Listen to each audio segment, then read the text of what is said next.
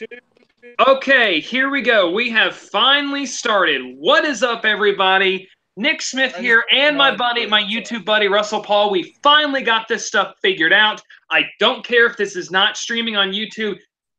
I don't care. I get to talk to somebody about Resident Evil. Anybody who is here, you can put in the comments below what you think about it. What is up, Paul? Not much. Glad we finally got an hour later. Yeah, an hour later, almost like an hour later to about 30 minutes later. My gosh, I'm so thankful that I have Savannah, who actually knows what she's doing and stays level-headed, unlike me, who goes insane. Yeah, I know how that one goes. Yeah. So, what do you think about Resident Evil, Paul? What is your history with the series? Well, it's not that long ago, but personally, I prefer some of the movies over the games. But that's more of the fact because I watched the movie before actually played my first Resident Evil game. Right. Same thing here with me. So how many of the video games have you played? I think one or two, and that's been a while back. Right. The only Resident Evil movie that I actually liked, I need to go back and redo a review of it, which I might do that for Cinetober this year. I don't know. But the first one is really the only one that I like. All the other ones are terrible after that. It's just, like I said, personal opinion, the movies are better than the games, because that's where I... Right. The very first one I ever saw actually in theaters was Resident Evil Afterlife, which that was the one that actually had Albert Wesker in it. I actually got to see Wesker, so I was okay with that. But if I would ever watch any of them again, it would be the first one and maybe that one. That's probably the only ones I would ever watch again. I do not like the rest of them. Like, for me, it's like, unlike a lot of video game movies, like some of which should not be named, like Super Mario Brothers and Mortal Kombat. Okay, wait a minute. Hold on now. I like the first Mortal Kombat, man. I think that's like the only adequate video game adaptation. If I were like to name maybe like five.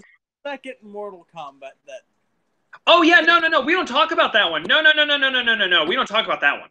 But, and just in general, that most video game that were games then movies tend to blow. Yeah. And a lot of us, or at least I know personally me anyway, I'm not sure about you, I played those games before I seen movies. Right, yeah. But for the Resident Evil franchise, I prefer the movies because that's where I started. Right. Games. Yeah, no, I totally understand. Now, did you know that actually Resident Evil was inspired by George R. Romero? Like the king of the modern zombie. Yeah, I know. That's one of those, like I said, it's one of those. And then for me with the games, or at least in my opinion, feel more like they're just the same scenario over and over. Right. But now see what I find funny is George Romero created the modern zombie. He gave us Night of the Living Dead, Dawn of the Dead, and Day of the Dead, which I've never seen Day of the Dead. I've seen Night of the Living Dead and Dawn of the Dead. But which Night of the Living Dead are you talking about? The original? Yes, the original black and white. The original black and white I watched. Let's face it, that is the king of zombie movies. Yes, now actually I don't mind Dawn of the Dead. But anyways, so are we having a Cinetober conversation now? Yeah, like we might need to do like another one of these for Cinetober, maybe. But like George R. Romero basically gave us the modern zombie, and that's what inspired Capcom to create this series. So then, like when it was getting really popular, they were like, let's make a movie. So they decide, hey, let's get George. Every video game franchise, they decide, let's make a movie. Yeah, but like, like the fact of the matter is, like they got the guy who created the zombie franchise, so they were like, you know, hey, write us a script. And you know actually what he did to get prepared? This is what he did, Paul. He actually had either his son or his secretary or either him, one of those three, someone played the game. Either he took notes or his secretary took notes, but he studied the game. he studied everything to get prepared to write the script, and he did. I've actually read the script. It's actually not too bad. But here's actually the thing. It takes place in the mansion. It has things to do with the first game. The script had the mansion, the zombie dogs, the hunters. The more like how you kind of the Halo movies somewhat following the premise of the source material. Yeah, like this script actually followed the source material. George R. He had all the characters. He had Chris Redfield. Oh, and Paul, by the way, I'm sorry to spoil this for you, but Alice is not a character in the games. She's never been a character in the games. Yeah, I kind of that, but again, still it's my opinion that the movies are just a bit better than the games because of. Well, yeah, like it's the same premise over and over, but like it's something that like involves with the lore as well. It's kind of like Five Nights at Freddy's. That's a video for another time. But I can't get into Five Nights at Freddy's because I haven't seen any or played any of the games. Read the books. Read the books. Five Nights at Freddy's. The books are really good. There's 3 of them. There's only 3. The guy who made them has said he's only got to make 3 books. I'm about done with the last one. That's it. But I just find it funny. Like he wrote a script. He had everything. He had all the characters, almost all the characters from the first game. And then Capcom was like, "Oh, sorry, your script is not good." Although I've also heard that his movie would have been it would have cost too much to make. One of those probably knowing how well they don't want to spend a crap ton of money in something and not get the return on our investment. Right. But I mean, like, now there also was a Resident Evil TV show that was in the works. Actually, you can go on YouTube. If you go on YouTube and type in like Resident Evil Arkley TV show, or just like type in that and then type Dave, you'll actually see like what the show was going to be. Like it's like the first maybe like 12 minutes of what it was going to be like. But when he was making when he was putting the show on YouTube, he had to get rid of everything that was in the lore of Resident Evil. So like everything got taken out. Like the city, Raccoon City, the name got taken out. Everything got taken out. But when you watch that, you get the Resident Evil vibe. Like you feel like you're actually in the world of Resident Evil. And the fact that this got canceled, I hate it. I was so disappointed to see that it got canceled. Well, again, one of those was going to be on a different network than a primetime network, which not a lot of people want. Like one thing, I kind of like the Game of Thrones. I prefer watching it streaming it off of Netflix or somewhere instead of paying for HBO for one program. Right. Because that's what a lot of my buddies if they watch it, they'll use Netflix or something or get it on DVD instead of paying the extra $30 a month for one channel. Yeah. So, but now, are you a fan of what's his name? He's a really good horror director, James Wan. Are you a fan of James Wan? I think I may have seen a few of his movies a while back. Couldn't tell you the names of them off the top of my head. Like he did Insidious, The Conjuring. Yeah. Yeah, like the dude knows horror. Basically, if it had anything to do with the Warrens, he directed it. Yeah, like he knows horror. You got to think, all of their movies are based off of things they've done throughout their career dealing with the paranormal. Yeah, but I mean, like, and he also helped make the Insidious movies. So, like, the guy's diverse in horror. He knows he knows his stuff about horror. So when I heard that, like, as soon as the franchise ended, I saw like maybe a week or like maybe a couple months after like the first movie ended, Resident Evil to get rebooted. James Wan is either producing it or he's in production. He's involved. So when I saw that, I was like, okay, if they're going to redo it, James Wan is someone that they need to have in the helm because he knows horror, and I hope this time they take the concept from the games. I mean, like, whenever they make a video game movie, why is it so hard for them to keep it to the games? It's actually not that hard. Mortal Kombat, that was easy. Assassin's Creed was easy, even though that movie wasn't that good. But why is it so hard to make a video game movie, you think? Well, for a lot of from what I personally Super Mario, that's one of the they could have done better with that movie. Yeah. But I can't necessarily blame them from going a little off of this original source material just a bit because of let's face it, if you played any Mario for any length of time, Right. you know that'd be one of those weird things having people jumping down pipes and then popping out of pipes somewhere. Right. No, but I'm like, the Assassin's Creed movie pretty much sticks to the formula of like the first game. Pretty much. I don't think I've seen that movie, so I can't really give my opinion on it too much.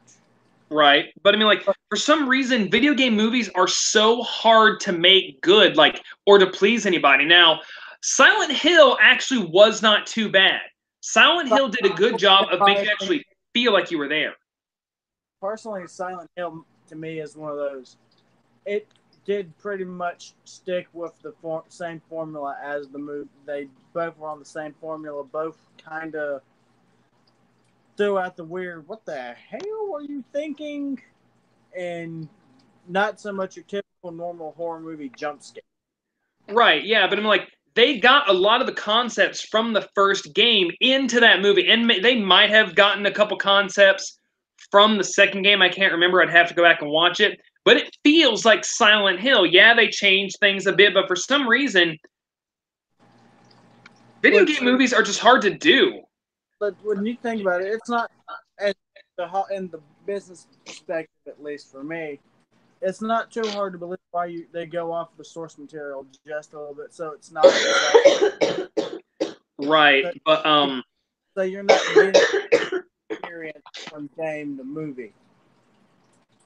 Right, but I mean, so like the fact that for whatever reason it is impossible to make a good an excellent video game movie. Right. Now, actually, did you see the new Jumanji movie?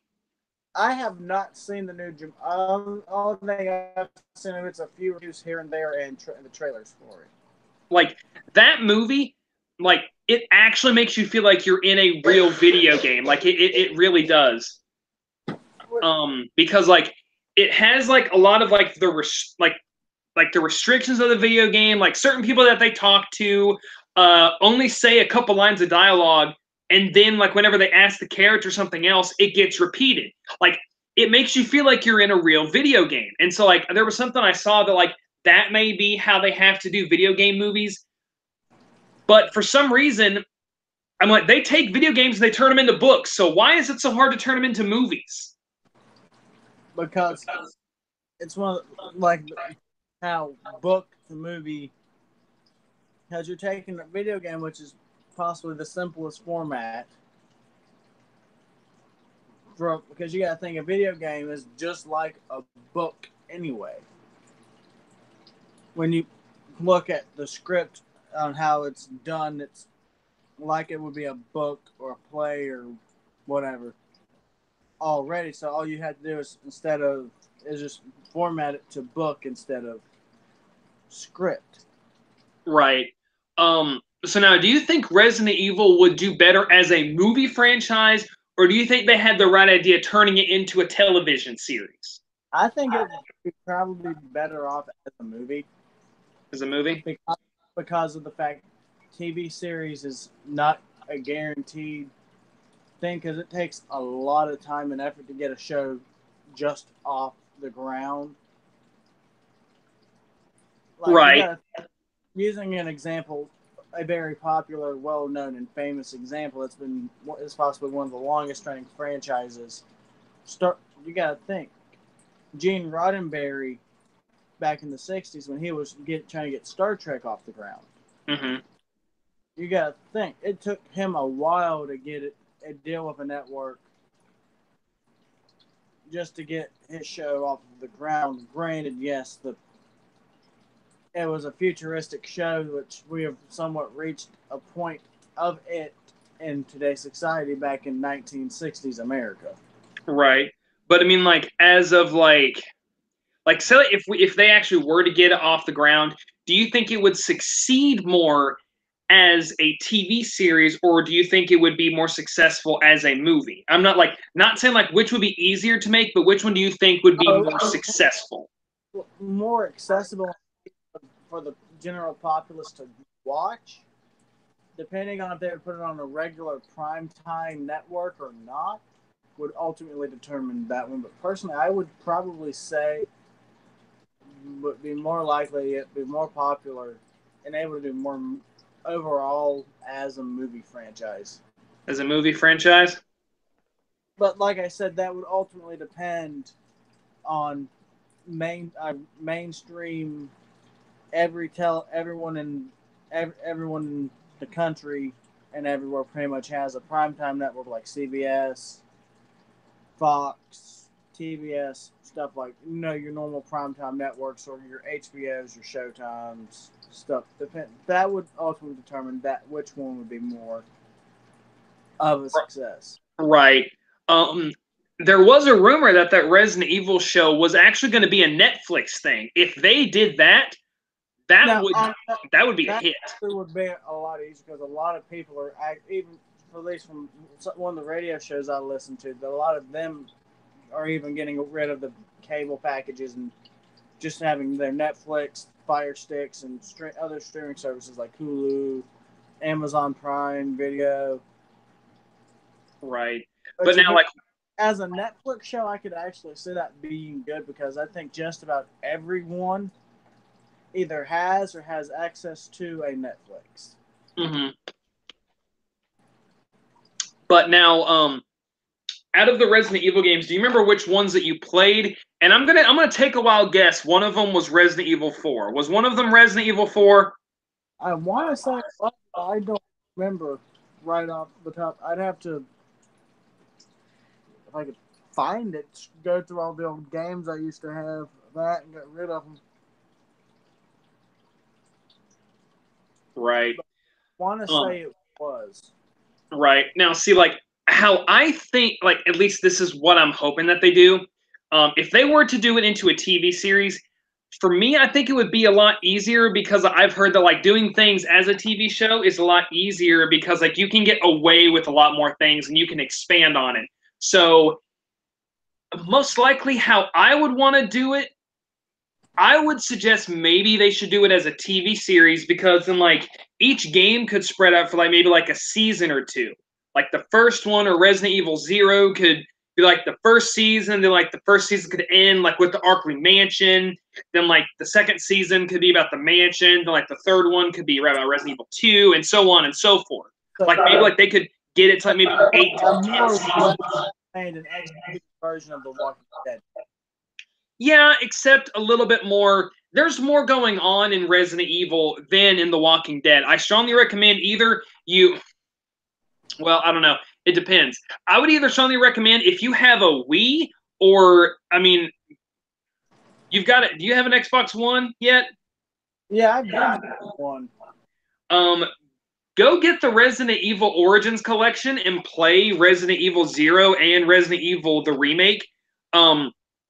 And then, like, you'll kind of understand a little bit more what's going on with Resident Evil because, like, there's more about, like, the virus and stuff like that. Like, it's really, really interesting. There's more than zombies. But my thing is, I think personally, Resident Evil, yes, the TV series version of it would be an interesting concept to see because you don't hear of a video game having its own television program. Right. Or at least not one I'm aware of anyway. Right. I mean, like they were going to do that whole series of Resident Evil for Netflix, but it got canceled. And, like, I was really hyped when I heard about that. I was like, oh, that'll be actually perfect. That would actually be a whole lot better than the movies. And then when I saw that 12-minute video, it felt like a legit Resident Evil. There was it, like, was starting out with, like, a murder mystery, trying to figure out why this guy's brother was dead. It looked like he maybe shot himself and he was dead laying on his desk. And then, like, the guy was a detective and they were looking at his crime scene and he goes and he's, like, looking at his brother's stuff. He lifts up his brother's grill and, like, he finds something that it was a clue. It looked like a clue. And I was like, that fits the tone of Resident Evil. and then he sees and he notices someone's walking around the house. He goes back in his brother's house. His brother has gotten up. His brother became a zombie. Yeah, so I can see it from that perspective working out because even if you play along through the games, at least what little I played here and there of them anyway, it feels kind of like you were stepping into an episode of CSI.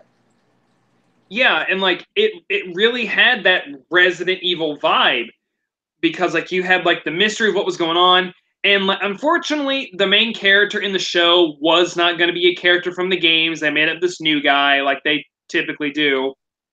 Let's face it, that happens about every franchise for one reason or another. Yeah, I don't know why. I don't know why they do that, but like apparently, what the story was gonna be, was this guy was infected with the T virus, and that's actually how the show started. He was taking medication, so like he looked like he was sick, and like I think like, the whole entire thing was supposed to be like he was going to be investigating like some of the murders and some of the disappearances that were going on in the Arkley area. And that's what the show was going to be called. And so I really feel like if they do, I mean, like it's already in production, but I'm hoping that it sticks with a TV series because then they could expand on it more. They could take their time. They wouldn't have to rush. And I honestly, I think that if they are to change, like maybe video games just need to be TV series. But at the same time, with TV programs, like even a lot of popular franchises, like The Walking Dead, it's just at this point it's been drawn out. Audience has lost interest. Because, I mean, yeah, but like, I'm not saying that's what's going to happen with this. I'm just saying there is too much even for a television program. That's true, but like I also think that this show would kind of really target the Resident Evil fans, and if it got stuck to Netflix, I think that would have a more better impact because then that way, like, you wouldn't have everybody, like, you know, complaining in the theater, oh, that's not how they were in the game. That's not what they look like. I love movies. Like, I am a movie fanatic, but I honestly am starting to understand things like TV shows. Like, I don't watch the comic book TV shows anymore, but I really feel like DC does a lot better with either their animated stuff or maybe they just need to make animated Resident Evil movies. I mean, they did that with Dead Space. Yeah, but, I can't argue with that on the comic book stuff because let's face it, the majority of the TV shows for comics are better animated for whatever the reason. I don't know. Like DC does a lot better with animation than Marvel does, and Marvel does a lot better with live. Yeah, I don't know what it is. Marvel, at least to my knowledge and from what I've seen, it doesn't have a lot of live action cartoons, other live actions of their comics. Most of what I've seen, live action's been, the regular, the Iron Man, Spider-Man, Avengers, Fantastic Four, all been live action other than the Avengers TV show they had out a couple of years ago. Oh, Agents of S.H.I.E.L.D.? The Agents of S.H.I.E.L.D. S.H.I.E.L.D. was one of those, that should have been. It had so much potential. Yeah, but I mean, like when I think we actually got a viewer here. I think Russell from MacU is actually on here. I just told him that we're live, so we got somebody. Unless that's Savannah. And plus, I was actually more talking about the cartoon, the regular animated cartoon Marvel had, which, if you watched it for any period of time, kind of even goes into the Infinity Stones and Thanos. Right. Yeah. But I mean, like, I don't know. I think that I mean, like, the fact that we have somebody like James Wan in production who knows horror, I think that's something that's going to really help the series, and that would really. That's it. Like, we're at least going to have somebody who knows horror, who knows how to do suspense, and who can really get you on your toes. With how to make something based off of events, real or fake, to do this. Now, if he was to be the one that does it all from day one to the end of the series or franchise, whichever one they choose to go with, right, would actually be a good, might actually be what gets a lot of more people into the franchise. right. Because like one of the things that I think that they really missed out on is the fact of like the suspense of the Arkley Mansion. The Arkley Mansion is like this really mysterious, run down, depressing place, and like I think it would be a really cool thing if like they were able to and get like give us like the mansion, the rooms, the puzzles, the scares, create the atmosphere that's in the games.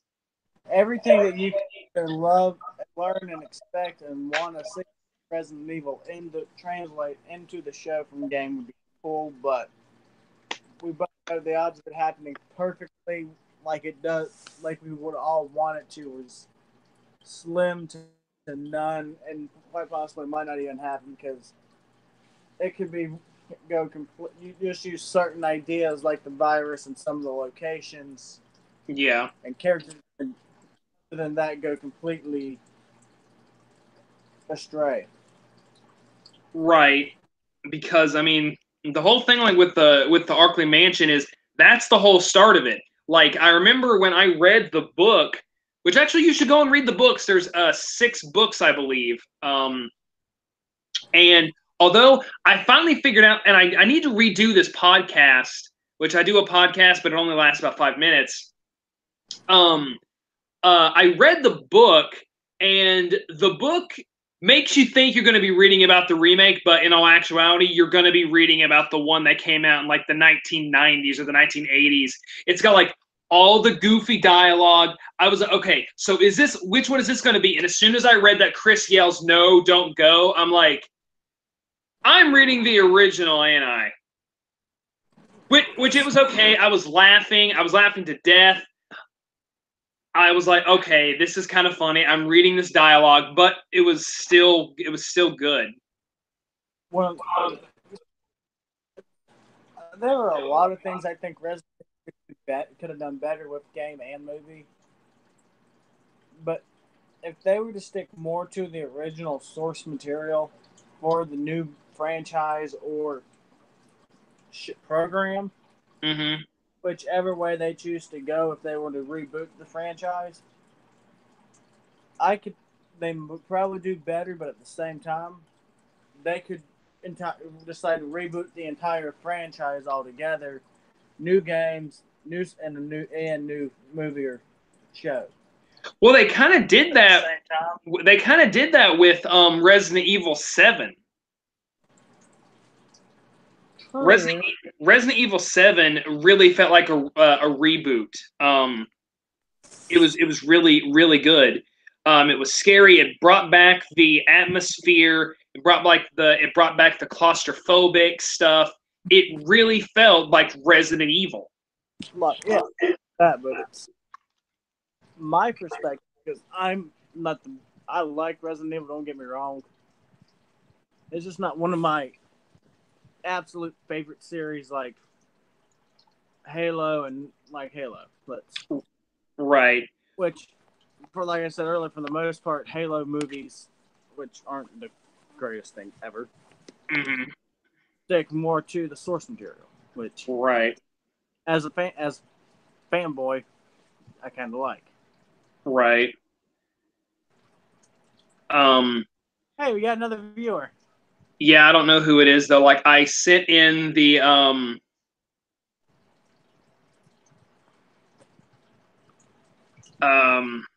and the chat, but I don't know if it's gonna let me see who it is.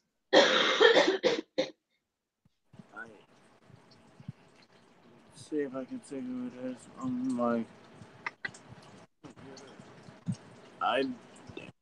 Who are you guys?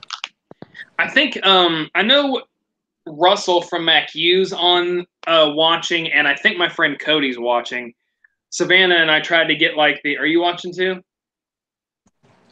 Savannah's in and out, and I just messaged somebody that I watch on YouTube who I know is a big fan of the series, and that would be like a dream if he like was able, like if he actually responded or if he got on. And if he would also weigh in on it too, because get someone else's perspective. Yeah. Because actually, I didn't know really anything about Resident Evil until like I watched his reviews of them, and I was like, oh, like I want to watch the movies, and then I watched them, I was like, oh my gosh, these things are terrible. Now, if you don't know nothing about the game, don't care about the games, and you just want to watch a violent an action film, then here you go. Yeah. Especially, I'm just really like because like, I'm really excited about like how they're doing this, and he's typing, so let's see what he says. But like ever since like I heard that they were rebooting it, I was like, okay, maybe they can do this, maybe they can get it done, and maybe it can actually be faithful. Because like the only video game things I've ever known to be faithful that comes from cinema is the Mortal Kombat movie, which is actually very simple to make. And have been. Mortal Kombat is one of those. It's just martial arts, cool animation. Yeah. But yet they somehow managed to screw the second movie so many kinds of ways. Yeah, he said he can't join. Anyone who's watching, please put something in the comments so we can see what and all's going on. We want all of you. Don't be afraid to weigh in, y'all.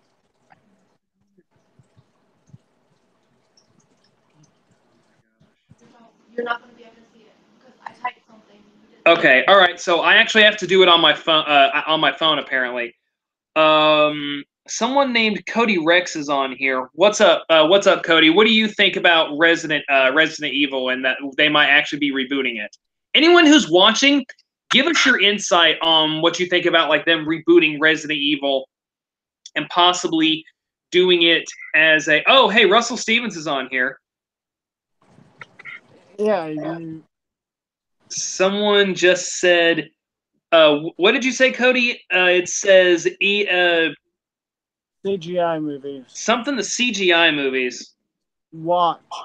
Watch the CGI. There's CGI movies about Resident Evil? Oh yeah, duh. Gosh, I'm stupid. I own one of them. I own one of them. Gosh, I'm retarded. I own one of them, and I think it takes place before or after Resident Evil 4. I'm not too sure. I'd have to go back and watch it, but there's a new one that came out. I think takes place maybe during Resident Evil 6 or after. I don't know. I really wanted to go see that and get it on DVD, but I just wasn't able to get it or watch it yet. But yeah, so it looks like we got some people here. My friend Cody said he can't tonight because he's got his internet keeps dropping. I'm trying to see if I can get a couple of other people to jump in on this and talk to us. But right. A lot of the games should stay games. I can agree with that, but at the same time, if you have something really good, like I even heard that they were originally going to be doing a movie about The Last of Us, and that game was amazing. I played that game. It's amazing. But there are some games that I kind of would like to see a full-length featured film, not just like a little mini movie. Right. Yeah, but like if they were to do Resident Evil as a TV series, they could spread it out, and they could have like the first season, maybe like half the season be about Resident Evil 0, and like the rest of the season being about the beginning of maybe this. Or you could have the first season be about each individual game. Or do the first season as a couple of episodes introducing like a before the build up to what happened to. Yeah, like you get what I'm trying to get out. Yeah, I do. Like they could go like the books are really like the first book was really good.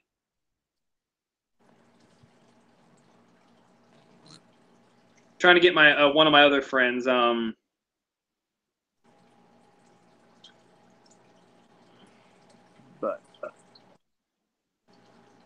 Like there was someone else like I actually wanted to get on here and talk, but he never responded. And I really don't know anybody else who knows Resident Evil that well or who's even a fan of Resident Evil that much. So and I know that we've been meaning to get together and talk, so I figured I'd give you a try and talk to you. But, yeah, I tried. He never responded. But yeah, the like return of controls is upon us. Gamers beware. LOL. who just said that? Russell. The return of tank controls is upon us. I like tank controls, dude. Tank controls beat Dark Souls. Okay, I'm just gonna say it. Tank controls beat them. Well, So I want to see what he said. I want to see what he says on that one. Dark Souls, I've played some. That's actually pretty good. Tank controls, I don't recall playing ever, but right. There's one game that I'm in love with that I would like to see into a movie. Mm-hmm. But I am almost willing to bet dollars to donuts that is going to be an expensive ass movie to make. What? The Division. The Division? If you haven't played, you have an Xbox. I'm not sure if it's on PS4 or not. Right. But I know it is on the Xbox One because that's the platform I play it on anyway. Mm-hmm. But it is definitely a good game. Right. It's a post-apocalyptic, biological apocalypse, New York. Or at least the game itself is set in New York. Division 1 is set in New York City. But there are mentions of other cities throughout the game after the Green Poison's been released. Right. And I'm ready for the Division 2 to come out because, well, Yeah, and I'm ready for the remake of Resident Evil 2 to come out. Like that's like the one game I'm definitely waiting for. I still got to finish the original Resident Evil. I need to finish Leon's campaign, and then I need to start on Claire's. I haven't started on hers yet. But then Red Dead Redemption 2 is going to be good. Mm-hmm. But with Resident Evil as a TV series, they're probably going to have to rate that TV MASV. Yeah.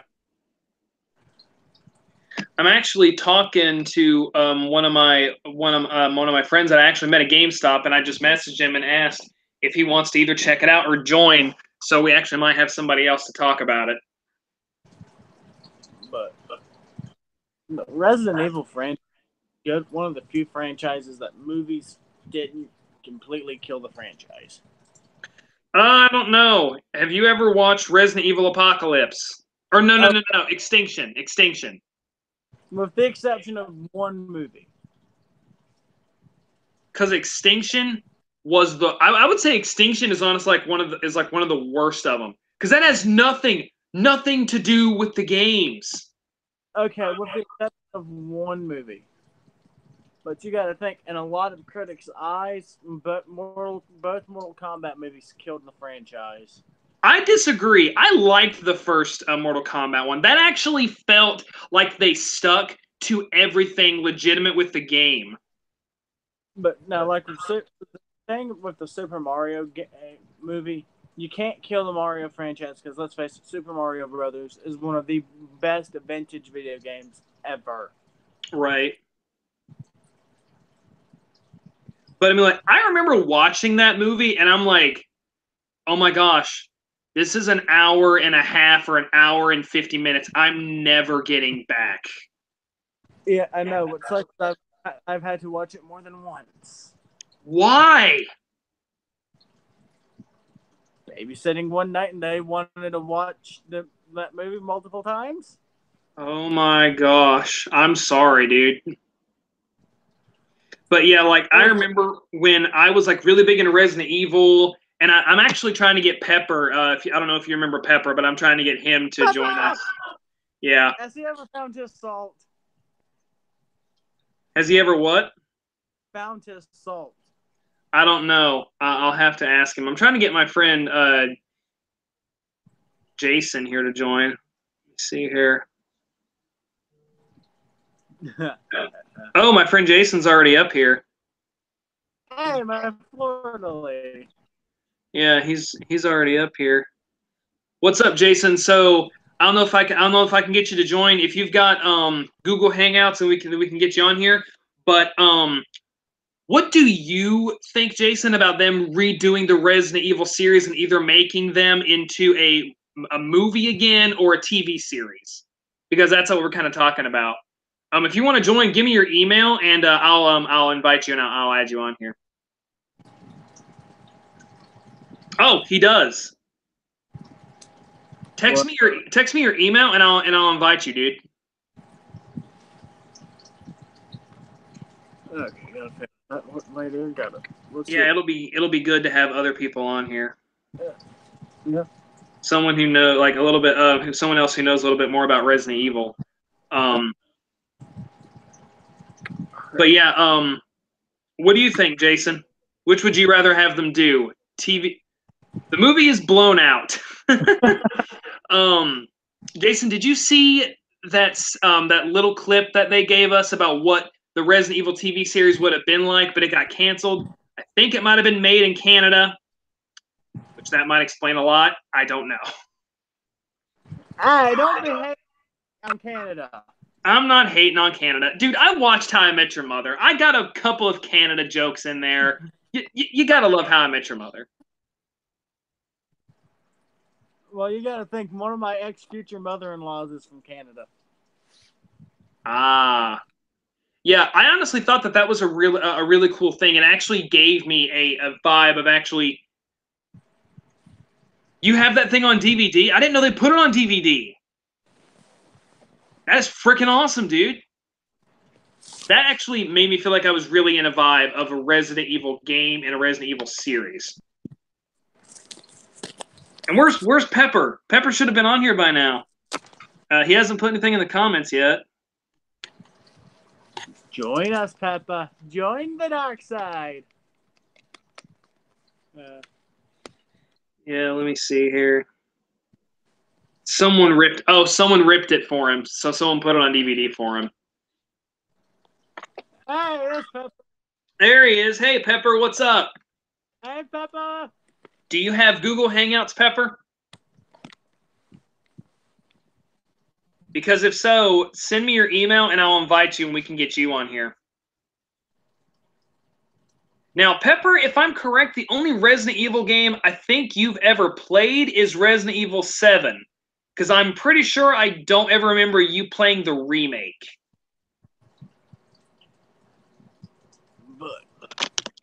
No, because like whenever I got a new game, Pepper would like legitimately.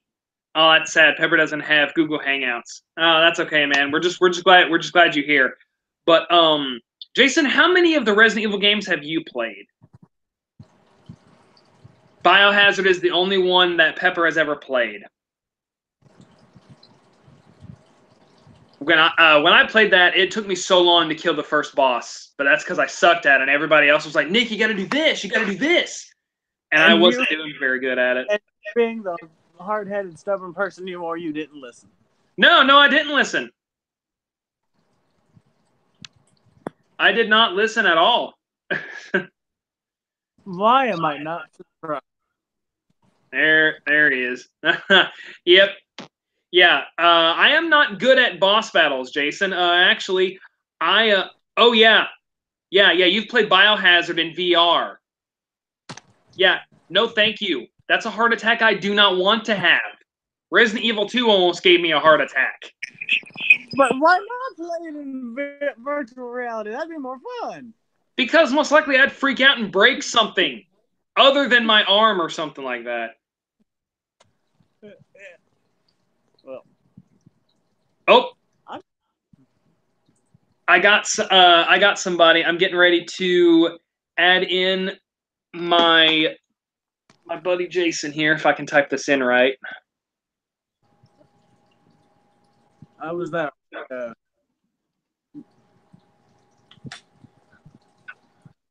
Why is this sitting on the foot of my bed? I do not know. I have no idea. Ah, there he is. I just sent him an invite. Now let's see how this goes. Well, I'm a crazy redneck, so I mean it's a knife sharpener, so there's no telling why it's on the foot of my bed. Oh my gosh! Oh my gosh! Well, we got a little bit more people on here than I originally thought. It took us so long to actually get this going because I have no idea what I'm doing when it comes to technology. Russell just said I should know I was there. Oh yeah, that's right. That's right. Russell and I were roommates at one point, my last year at MacU, and he saw me getting enraged. It was not pretty. Everybody was coming in and being like, Nick, you need to do this. And Russell's like, dude, take a break. I know how you get when you get mad. And I didn't listen because I was determined. There's only one other person I've seen who anger gets to the point where they need to quit playing video games than me, and it's that guy right there. Yeah.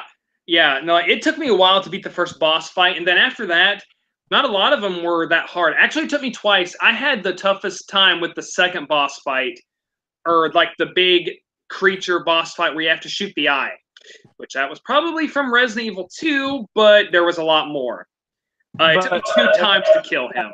Since we're on the subject of video games and movies, now Gears of War franchise to put into a movie. Yeah, but Resident Evil 7, I really feel like brought the franchise when like they did the demo. I don't think anyone knew what it was until after you completed it, and then it said Resident Evil. I was like, oh my gosh, this is Resident Evil. This is going to be awesome. Hopefully, my friend Jason will be able to join us here in a minute. I sent him an invite. Hopefully, he doesn't have any issues. Of course, so when it's coming from my crappy Wi-Fi, I would not be surprised. But yeah, Russell's still on here. Oh, he said, "Bear with me." Well, I would, but I don't have a pet bear. Please do not slap me for that terrible joke. Please do not give me knife edge chops for that terrible joke. Against you. Or bear arms with you. He said he's coming. He's installing the plugin. But yeah, when I started doing pro wrestling, they have not beaten the crap out of my chest yet. They've not done that yet. Thankfully.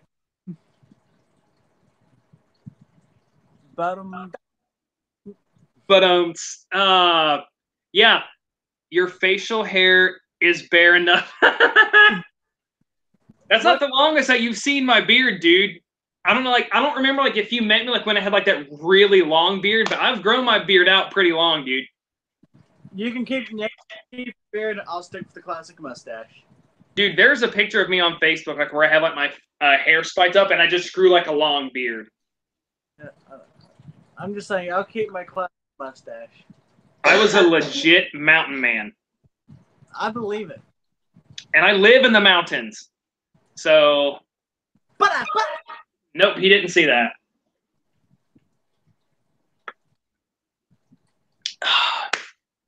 Do you miss being in the ring, Jason? I love being in the ring. Although the ring that I am training in is not exactly the best one, and the ropes are too high for me. Well, you can't do cool rope stuff. Savannah just called me short, which actually I am short, so. He's not short. Yeah. I can't wait to actually have my first match. Which is going to be when? I have no idea. I have no idea when. My teacher said I think I'm maybe about like 8 months from my first match or so. I'm like 8 months, like maybe a year to my first match. It depends on, I guess, like how I develop everything and how I develop in the ring. Well, whenever you find out, try to be there. Oh yeah, definitely I will. This movie is so weird. Apparently Russell's watching a weird movie, or he was. What movie are you watching, Russell? I have to get him back on here. Oh boy. But yeah, like I can't tell you how many times. Nice. Oh, dude, I actually got like one of Darts' cards. They released one of his cards. It's the Serpent one. One of the other bullshits he has for the Silver Workout Coast that makes it even more OP than it already is. Yeah. Russell and I actually both got it the other day. We actually got it in the same pack. We got a lucky draw. I had the last thing of Yu-Gi-Oh cards I bought was that thing I bought a while back that has the foreign pack in it. Mm-hmm. I got a couple of cards I'm still integrating into extra decks and working stuff out to make them work. Yeah, like Russell and I haven't dueled this semester yet, but it's coming. I actually just made a new Dragon deck. And the YouTube video that I've been working on, which, by the way, Jason, I'm pretty sure whenever you see it, because I don't know if you'll watch it or not, but I know it's going to be bad, and Paul, I also know it's going to be bad. It's me dueling Pikachu. Pikachu!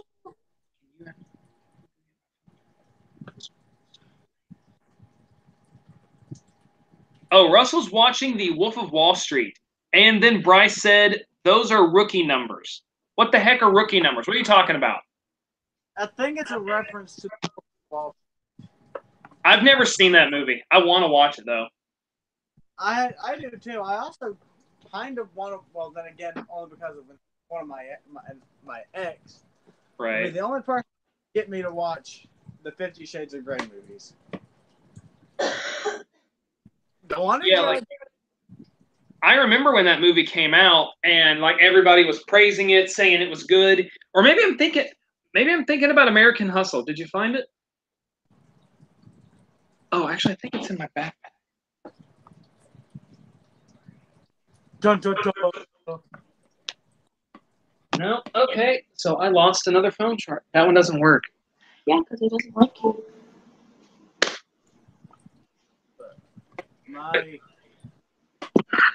Here's my Pikachu that I'm going to be. Here's my Pikachu that I'm going to be dueling against. Pika. It's as silly and ridiculous as it sounds, but I'm going to see where it goes. Maybe it'll get me really popular, or maybe not. Who knows? You name it, heck no kids. But for me, the legendary knights I have integrated all of them into my deck, and oh, I remember when David got those cards. They were so annoying to beat. I could never beat him when he had those cards. The thing is, it's one of those you have to be able to pull the right card combination out to make them work. Right. No, but there was one time when I dueled him, and Dave was like, "You could have beat me," and I never figured out how to beat him. But he said I could have beat him. Well, never knew. With the legendary knights, it's literally a matter of just summon them, being able to pull them out, or at least for me at this point, because I only have the 3, just a complete one set of them of Creus, Hermos, and Timaeus. Right, yeah. You have to be able to pull them out, have what's the name of that spell card? I wasn't trying to think of the name of the fucking card, I could tell you. Yeah, I have no idea. Russell and I have been kind of going back and forth buying cards and stuff like that, and there's nothing really out there that I'm really wanting because they won't make the cards they should. Like, they won't make Darts' cards. They won't make any more of Raphael. Actually, no. They've made pretty much all of Raphael's cards. They haven't. What?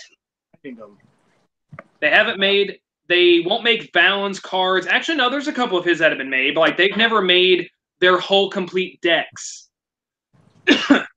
Well, you got to think a lot of the cards, at least for Darts anyway, are OP. Hey, looks like we got somebody else.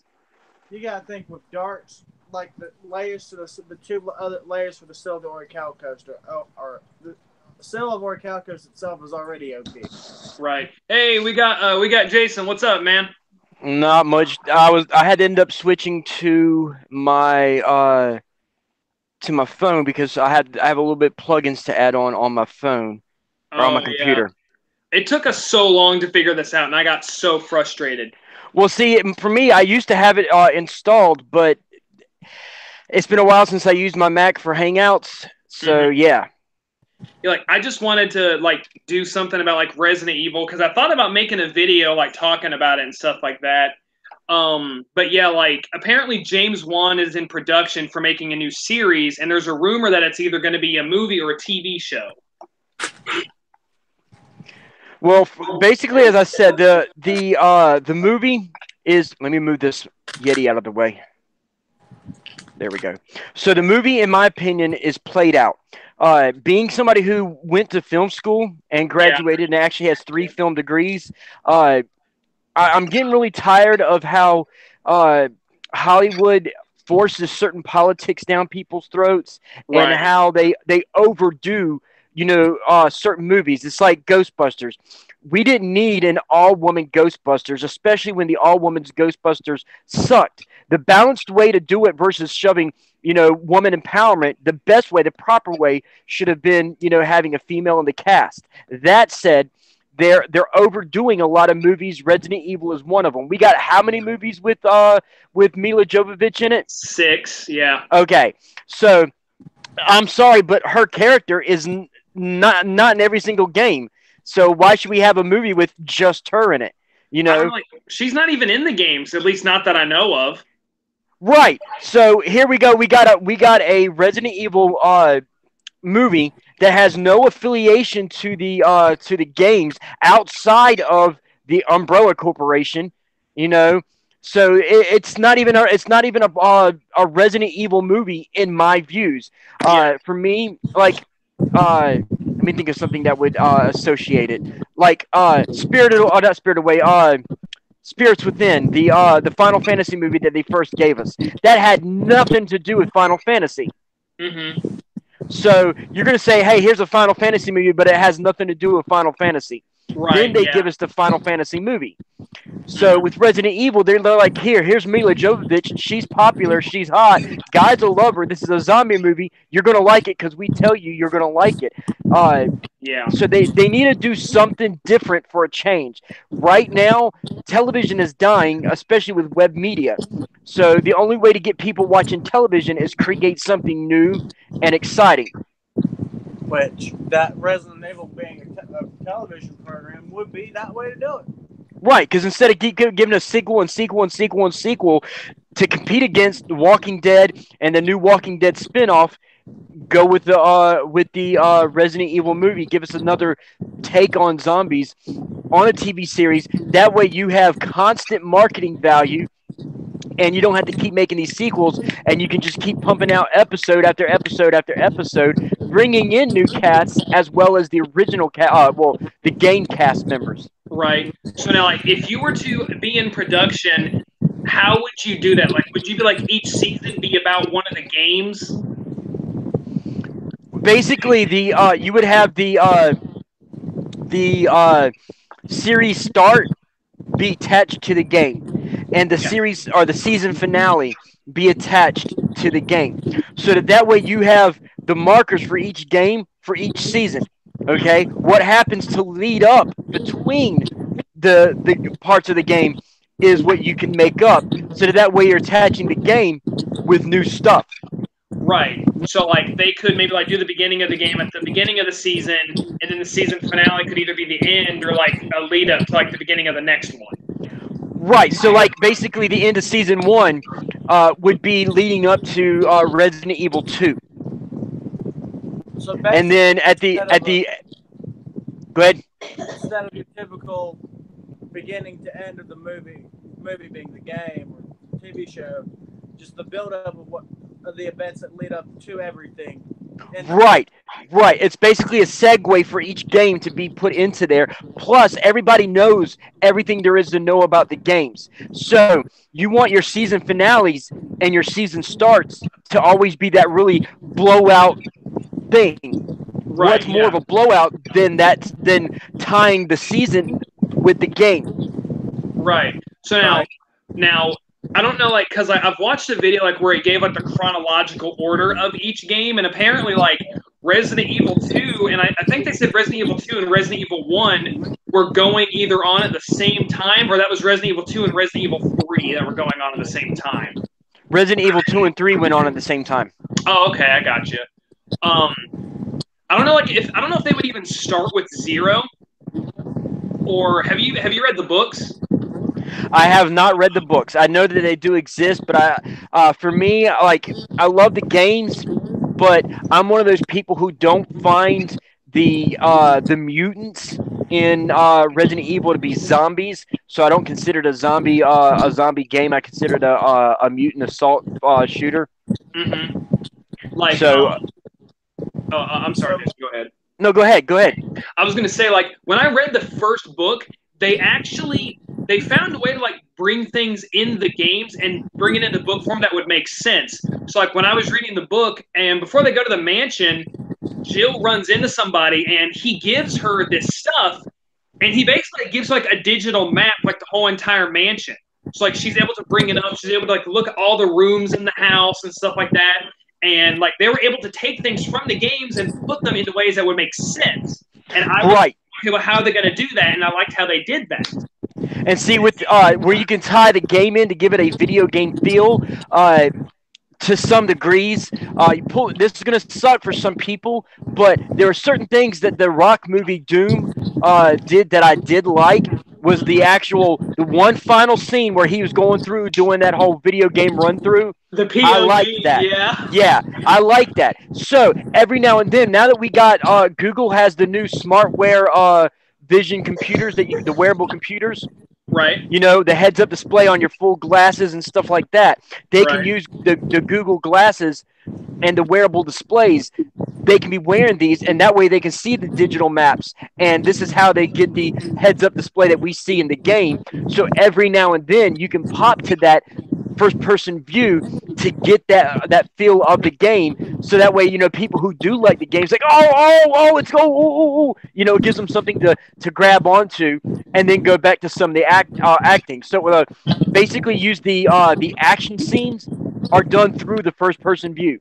Yeah, like I was gonna say, they could even do like a little bit of the first person, like have like them, like if they're doing the Arklay Mansion or like the Raccoon City Police Department or the Village, like do like a couple first person views like every now and again to like create that suspension. Right. Oh, use it only in your big, huge fight scenes. Right. Your minor fight scenes, leave it the way it normally is. Right. And I remember another thing that they did in the book, which I thought was pretty cool, is, and I know that they didn't have anything about the characters back then because it was the first game. Like we had like really bad cheesy acting, but like they gave each person in the book character arcs and reasons why they were doing what they were doing. They gave a story actually why Jill is the master of unlocking things. I was like, okay, that is great. They kind of gave Jill an extra mission, like while she's going into the mansion because it's her job. They also had it be like she had a family that she was neighbors with, and the two girls adored her. And like the book goes into detail of like how like, people are disappearing from the Arklay Mountains or getting close to the area. People are disappearing, and it turns out like those two girls end up going missing, and that gave Jill a drive to want to figure, okay, like what's going on, and like finding out what happened to them in the Arklay Mansion and stuff like that. Right, and no, you're right. See, if you go at like, okay, if you're a film person like me, like I've watched almost every TV show, every movie. I'm that film geek. Right. Yeah. I analyze my movies and television. All the best TV shows, all the best movies give some kind of background story arc to every character. Even Tolkien did that with Lord of the Rings and The Hobbit and the Silmarillion. If you think about it, they gave you a backstory on Aragorn. They gave you a backstory on Frodo because he was the nephew of Bilbo.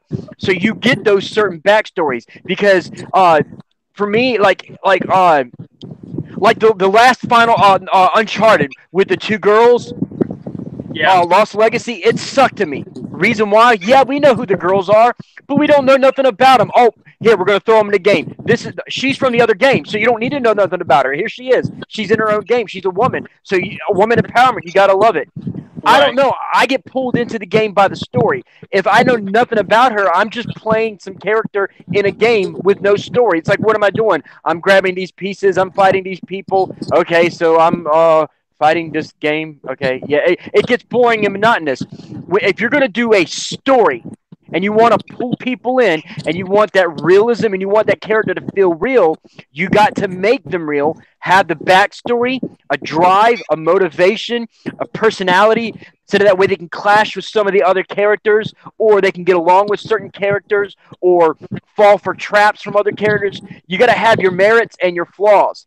So you got to have that backstory, that merit, the flaws, and everything like that to actually create a full round character and pull you into the story.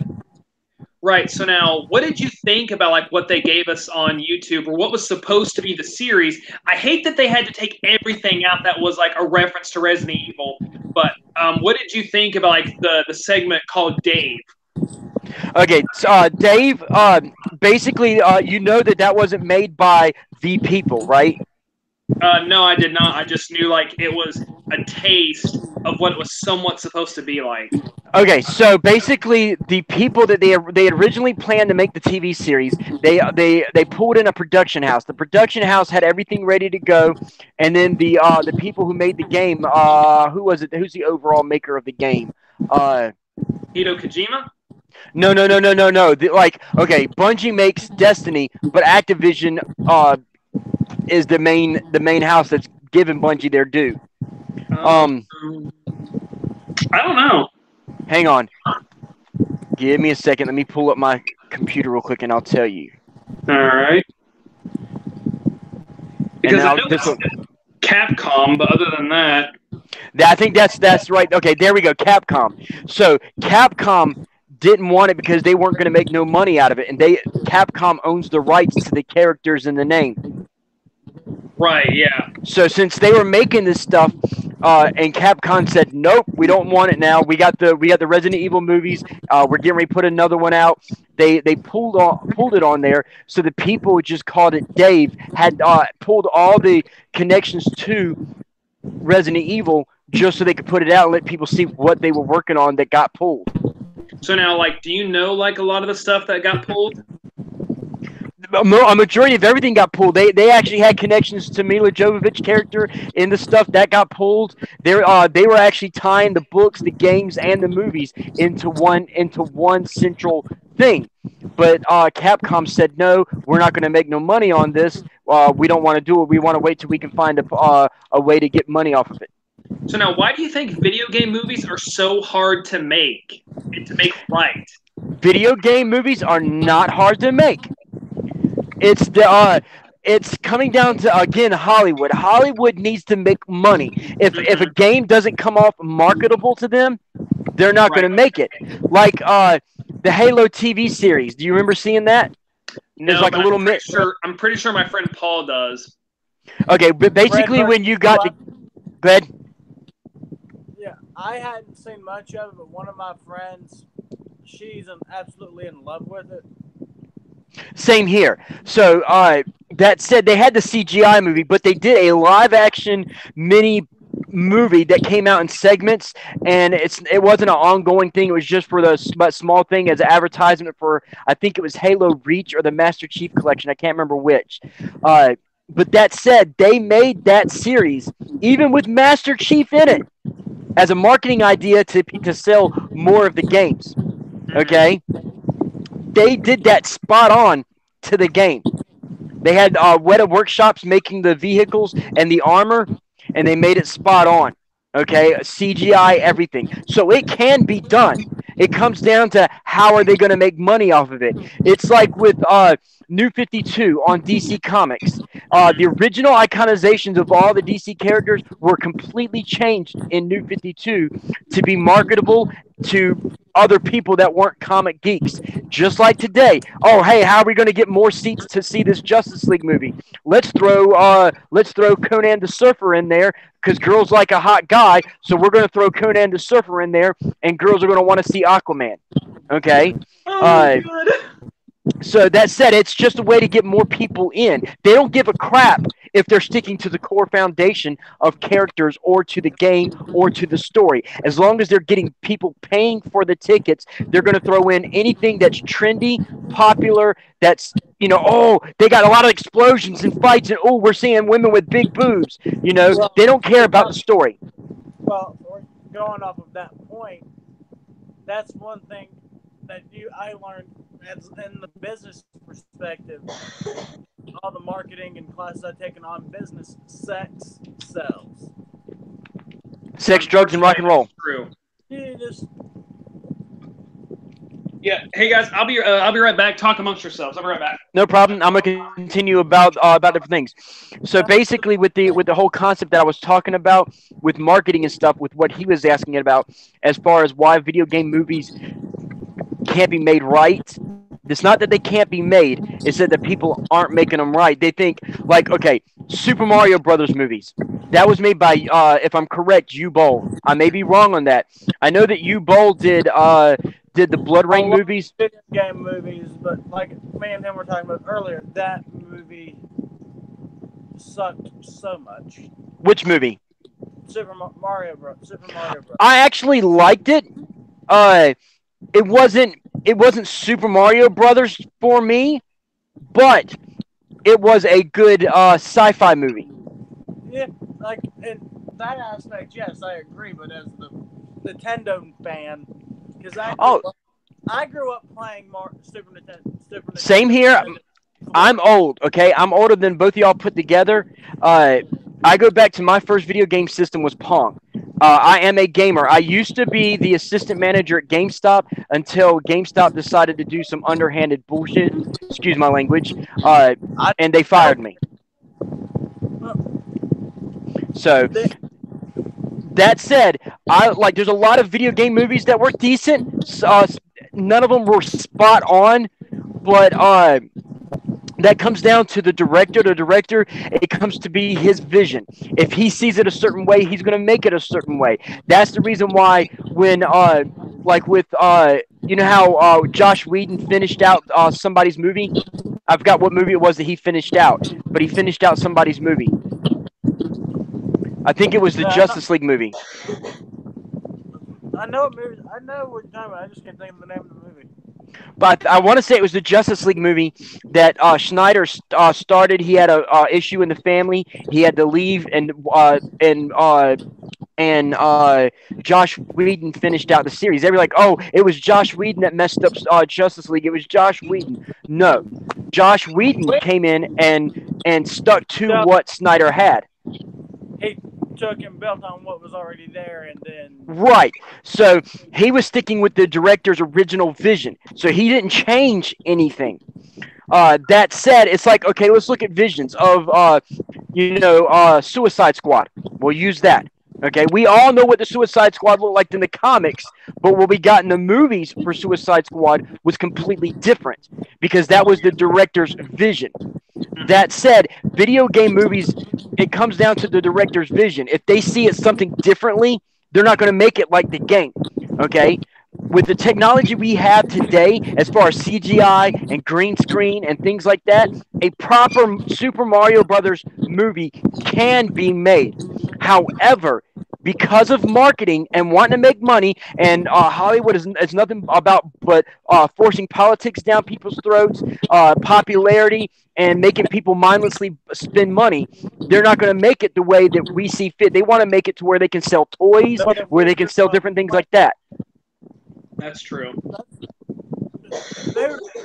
Mario's Brother movie, the way that the three of us grew up playing it, today's kids would not watch it.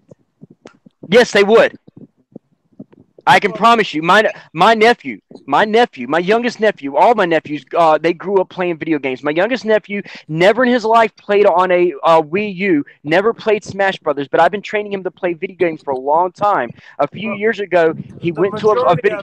Today's generation aren't going to sit and watch a classic video game movie. Yes, they will. Yes, they will. Having worked at Office Max at GameStop, trust me. Do you know how many kids are buying Super Mario Brothers stuffed animals and figures and games and stickers and Uno games and board games?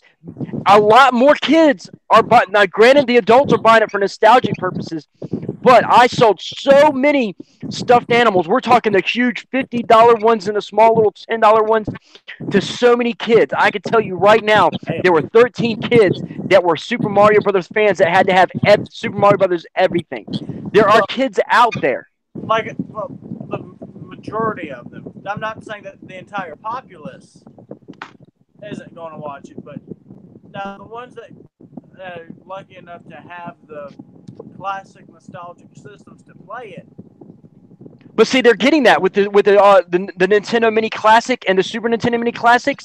A lot more kids are now playing those. Kids who had the Switch are playing the original Super Mario Brothers on the Switch. So a lot more kids are coming to it, especially with them watching stuff on YouTube. They're watching streamers play the original Super Mario Brother ROMs and the hacked versions of the games like Mega Man and Super Mario World. They're watching this on YouTube, and they're going and buying this stuff like, oh, I got to get this because Markiplier is playing it. Oh, I got to get Super Mario Brothers because so-and-so's famous streamer is getting this. They're getting into it. Trust me. Yeah, I mean, like, I would go to GameStop all the time. I would see, like, kids wanting to buy Mario stuff. Like, they're bringing, like, a lot of old stuff back.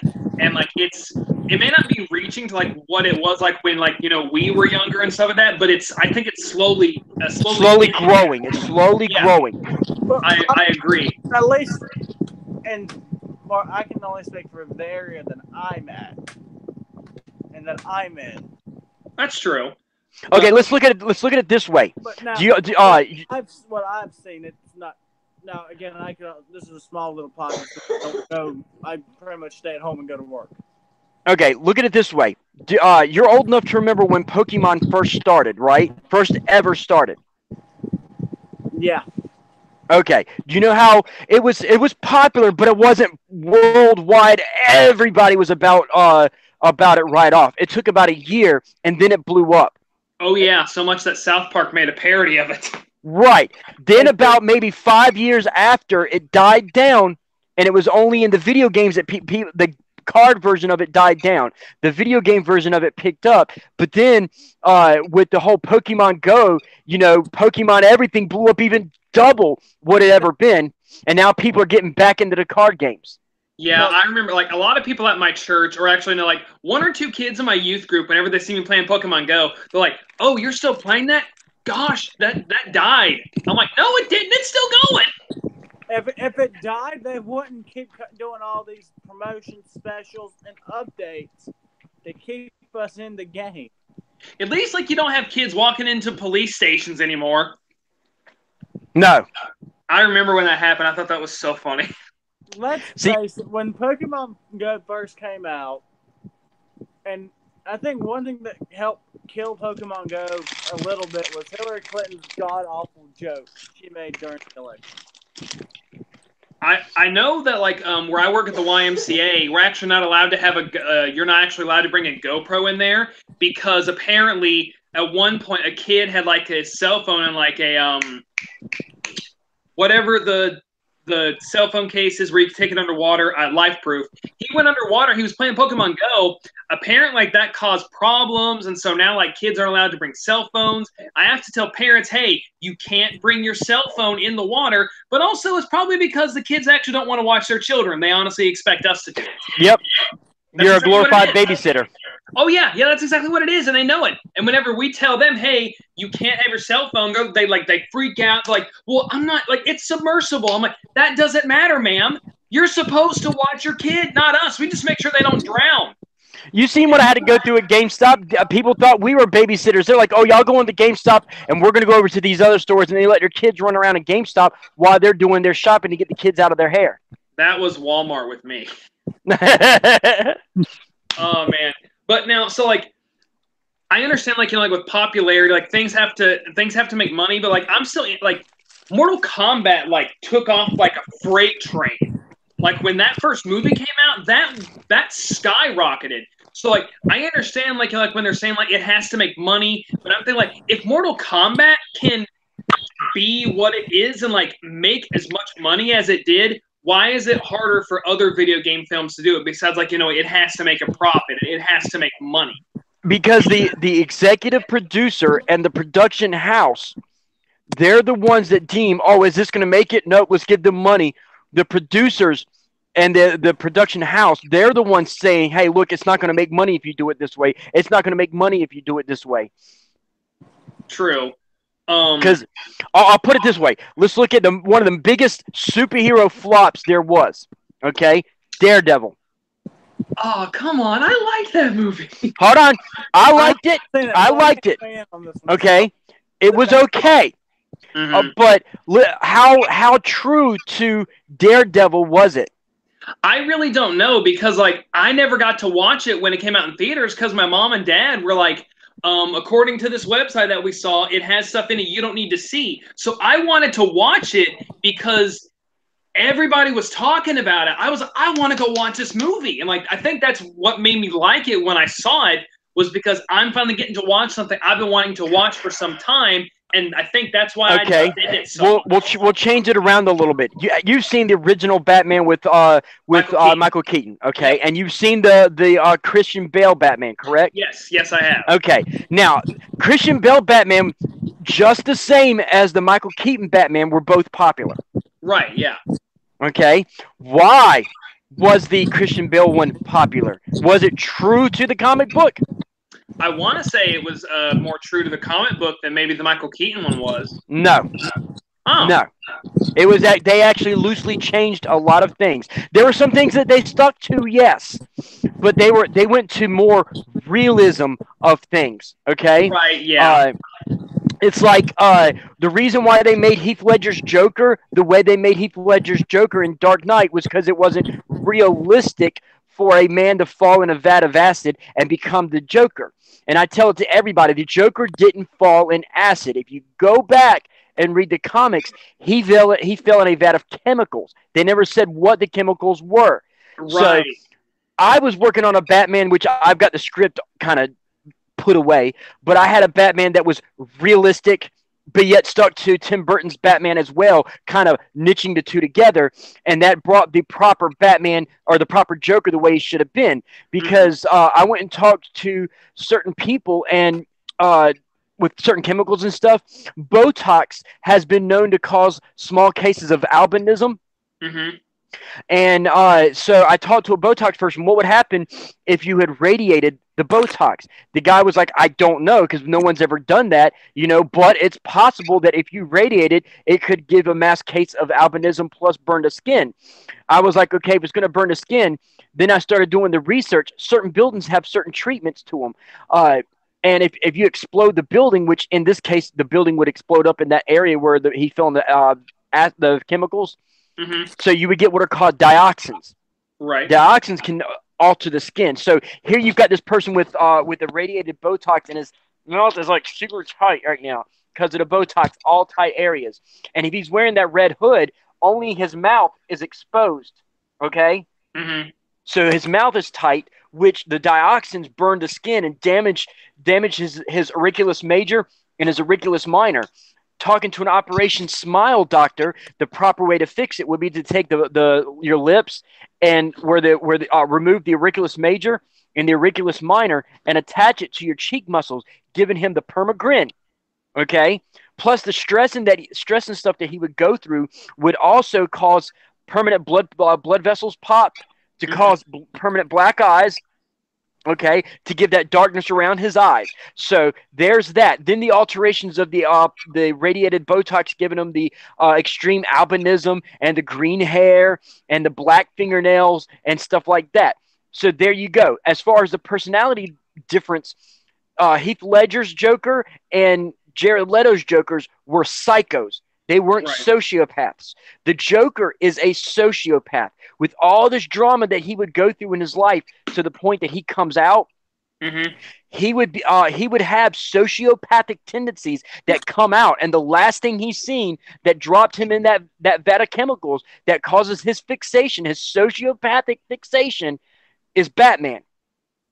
Right. Yeah, because I remember at least in the Tim Burton one. He tried pulling him up, but he accidentally dropped him. And but Jack Nicholson's character didn't see it that way. No, no. It was like, you made me, but like, you made me first. So right. So that comes down to this. Basically a sociopath fixates on certain things. However, with the Joker, it's not supposed to be like in the Batman one, a revenge thing. You made me, I made you. It's not technically supposed to be that. With sociopathic tendencies, he sees the Batman as his best friend, and that this fighting back and forth that they're doing is actually a game that they're playing. Hey, look, we're both super smart. I'm going to do this, and you're going to fight me, and then you're going to do this, and it's a ping pong match, a video game. It's them playing games in his mind. Everything is a joke. Everything is funny. Everything's a game. Right. That's where the Joker, he finds everything funny. His emotions have been destroyed through his sociopathic tendencies and all the stress that he goes through and the chemicals that he went through. He does not have the proper emotions. They've been flipped upside down. So where he should be upset, he's actually thinking it's funny. Where he thinks things are funny, he thinks they're more funny. So his emotions of sadness are gone.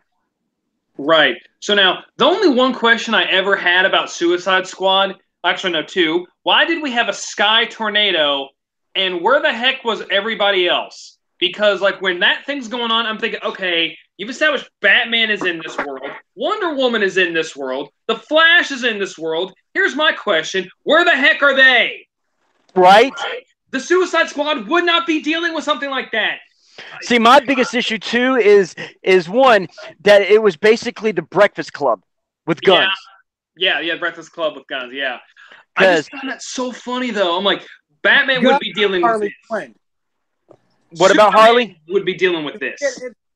I'm not building on that point. It's a Suicide Squad with Harley Quinn and Will Smith, so Well, see that the Will Smith thing, that's coming down to Hollywood throwing somebody famous in for race issues, because people are like, oh, we need a super strong black man for being a racial rights, and it was for getting attention. The same as putting Lawrence Fishburne as Perry White in Superman. They're trying to capitalize on Samuel Jackson as Nick Fury. They did the race change thing. Yeah. So now here's my question: how can that guy be in both a DC movie and a Marvel movie, when they're both going on? Because what are you talking about? I've read stuff on Facebook, and apparently, if you work with Marvel, you can't do anything else. I've heard, when they sign that contract, they can't do any other films. What movie is? What other? Who are you talking about? And what movies did they do? Let's say the guy who does, I can't think of Iron Man right now. Robert Downey Jr. Okay. Besides doing Iron Man, he also did Sherlock Holmes, and then Chris Hemsworth, besides doing Thor, did that movie about Moby Dick. From what I learned, or at least that this could be fake, I wouldn't be surprised. But apparently, working with Marvel, you aren't really allowed to do anything else, no other movies or anything like that. No, that's false. That's false. You're not allowed to do no other. Exclusivity clauses where you can't work for DC or any other comic company. Right, you can't do no other comic movie. Okay, so now, how is it that the guy who played Perry in Batman vs. Superman able to be in an Ant-Man movie unless DC doesn't have that same thing in their contract? It's okay, so that comes down to basically they his contract ran out with DC. Oh, okay. So since his contract ran out with DC, they pulled him over. Just like with Ryan Reynolds. Ryan Reynolds was a bad Deadpool in the one, went over and became because he didn't have Deadpool. Well, no, he went over and became Green Lantern. Oh yeah. And then he went back to Deadpool. But basically his contract as Deadpool back then ran out. And then and he went to DC. The DC one, he couldn't do it the way he wanted to do it. DC changed things up, did the CGI suit, because Ryan Reynolds was trying to do his best to stick true to the comic. But it was DC, not DC, but the movie makers that changed. They wanted to do things fancy like they're always doing, and they destroyed it. Even though Ryan Reynolds was trying to do his best. And they're like, oh, Ryan Reynolds sucked, this, that, and the other. That's the reason why Ryan was joking to Green Lantern, because, hey, look, I put my heart into this, and y'all screwed it up. Right. And then they're like, okay, come back to us. Do this Deadpool movie because he was popular. And they're like, wait, we got to have him. We can have him back as Deadpool while he's popular. And they got him back. Right. So, here's another thing. Why is Marvel so good at doing real-life movies? And DC's the king of doing animated films. For some reason, DC's the king of animated and TV. Yeah. It's why is it hard? I know not everybody's going to have the same skill set, but for some reason, Marvel fits better with the big screen, and DC is better, like with the animated and the TV shows. Here's what it boils down to. It boils down to the people that make the movie. Hang on, I'm a little blue, so hang on. Alexa, turn light on 100%. So that said, what it comes down to is and the fact that DC's got a lot more time going back to the original Batman show starring Adam West back in the 60s. That too, yeah. But see, it's not even that. It comes down to with the people who made the TV shows.